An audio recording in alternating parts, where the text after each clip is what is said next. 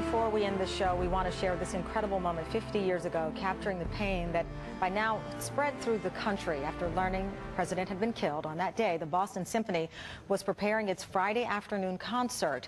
Once the news was confirmed, the conductor broke the news of the president's death to the audience. Listen.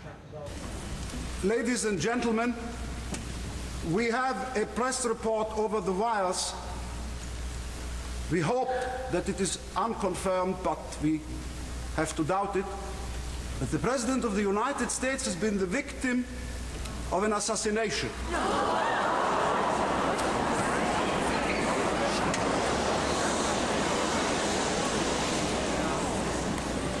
We will play the funeral march from Beethoven's Third Symphony.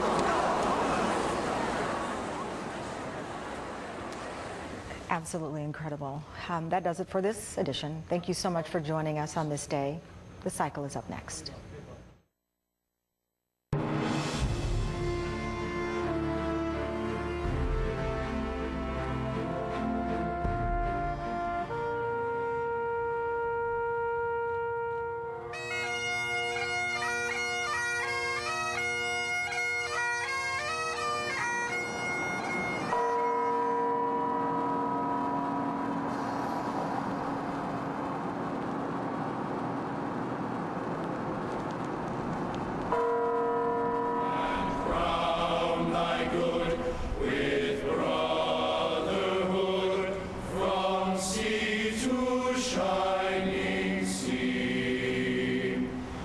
As his campaign song said, he had high hopes,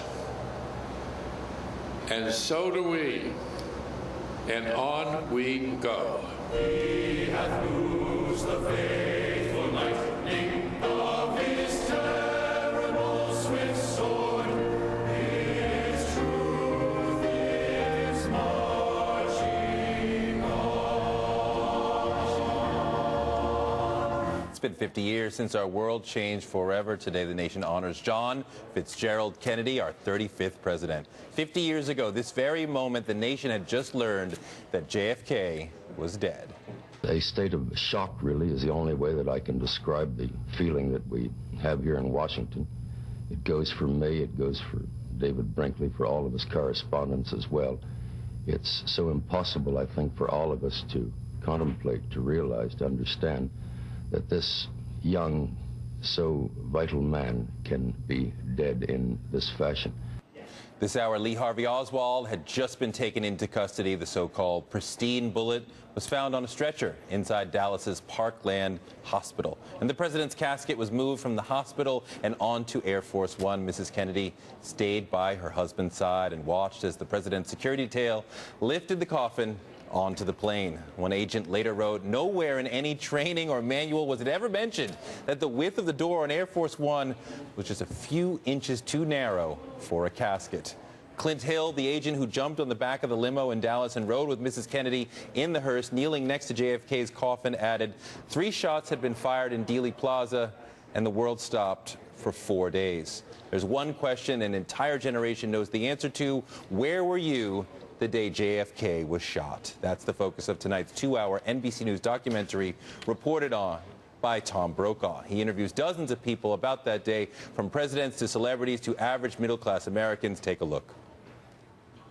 I remember exactly what I was doing and where it was. I was a senior in high school. It was right after lunch. I was embarrassed. I was in school. I was coming home from the studio. I was walking down the hall at UCLA Law School. I was on the shuttle getting off on 42nd in Lexington. I was on a bus going from Colby to New Haven for the Harvard-Yale game. I was playing in the Harvard-Yale soccer game. I was in school. I was in class. Tom Brokaw is here with us now. Tom, where were you at that moment? I was a reporter in Omaha. I was a morning news editor. I did the cut-ins for the Today Show and the noon news. And it was kind of an exhausting schedule, about 9 hours. And I was in the newsroom kind of cleaning up, and the bells on the wire machines went off. AP and UPI was how we got the news in those days, not tweet or anything online. And it meant there was a bulletin of some kind, and I went over, and Merriman Smith, who really became legendary for dictating on the run, the UPI reporter, had dictated that shots were fired at the presidential motorcade. The president perhaps fatally wounded. That was the first thing that we saw, and then, of course, it rolled out there at Parkland, and then the announcement of his death. We didn't have the network up at KMTV because the NBC would give back to local stations 1 hour of midday programming. I ran down, there was a garden show on the air, so I put it on over the garden show, and then did that a couple of times. And this was unusual, but it was not unheard of. As I came running out of the announce booth, the chief engineer, with whom I didn't get along very well, he was a really curmudgeonly guy, old, kind of a gnarly guy, and he said, "What happened?" And I said, "Kennedy was shot." He said, "About time somebody shot that SOB." Whoa. That was heard in other places, mostly in the conservative states, but that was reflecting his real feeling, and they had to peel me away from him. I then ran back up and continued to work. Wow, that is not what you want to hear. That is striking as well. And many historians have written about the fact that JFK was, in some ways, the real first televised presidency, and of course, his tragic assassination, a televised and communal event for the country. Let's take a listen to that. White House Press Secretary Malcolm Kilduff has just announced that President Kennedy died at approximately 1 o'clock Central Standard Time, which is about 35 minutes ago. After being shot at. After being shot. By an unknown assailant. By an unknown assailant. During a motorcade drive through downtown Dallas. During a motorcade drive through downtown Dallas. And for so many Americans who don't have a living memory of that, help us understand how the nation reacted. Well, as I was watching that was the first time the American people had heard the announcement that a president was dead, and they were hearing it on television. Not the first time they'd heard the announcement. When FDR died, it was on radio. But what connected Kennedy, and I think made this such a memorable event, is that people felt a familiarity with him as a person because he'd been in their living room every night on television for the last 3 years. Television was a phenomenon in America on a network basis. I remember I didn't get the first television set until I was 15. That was 1955. By 1963, not that much longer, most homes had a black and white television set. Bars were beginning to have them, and people felt connected to him through television. He was perfectly cast for the medium. He was great looking. He knew how to use it. He had a wicked wit about him when he needed it. His dad had been in the movie business, so he knew about marketing himself and what sold. So there was a real intersection between John F. Kennedy, the person, the president, and television. And Tom, one of the people that you spoke with for the documentary tonight was Andrew Young, who was a friend of Martin Luther King Jr. He was also mayor of Atlanta, member of Congress. Let's take a listen to what he had to say. Dr. King was coming there, and he was really shaken. And he said, if the hundreds of Secret Service can't protect the president, anytime they want us, we got to be ready to go, because there is no protection. He took the president's death as a sign of his own assassination. And to hear that sound made me realize just what a tense and tumultuous time that really was. Well, it was just a few years later that Dr. King was killed after giving that memorable speech, "I've seen the mountaintop." It was a chaotic time in America. We had, obviously, John F. Kennedy killed. We got much deeper in Vietnam, 60,000 people, almost a 60,000 death toll there. Dr. King is killed, Bobby Kennedy is killed. There are other incidents across America. Judge Jackson in California. We had the Black Panthers. We had urban race riots that were rooted in poverty and abuse by the institutions. So it was a chaotic time. But it didn't just all begin with the assassination of John F. Kennedy. Even if he'd lived, a lot of those things probably would have happened. What would he have done about Vietnam? I'm persuaded he would have stayed a while longer. Would he have stayed as long as Lyndon Johnson? Probably not. He had more courage, in a way, to shut down wars and a better political antenna about the consequences of that. He was beginning to come around on civil rights, but it took him a while. Yeah. But it was almost all focused on the South. It was not focused on the urban North. So there were pieces of America that were in play then that he would have had to cope with. We remember JFK so fondly, but in the short time he was in office, he was far from a perfect man. And there certainly was a degree of shame that was associated with his death that I think allows us to forget his indiscretions, but also embrace them.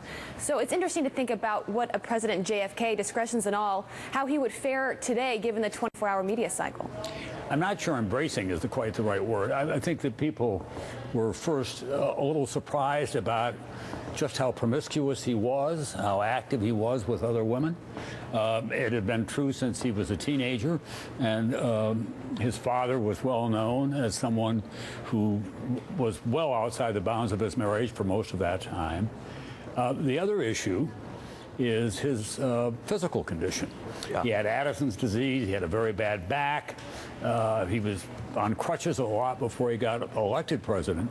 I think the cautionary tale there is, for the American people, we should know more about these people when we elect them.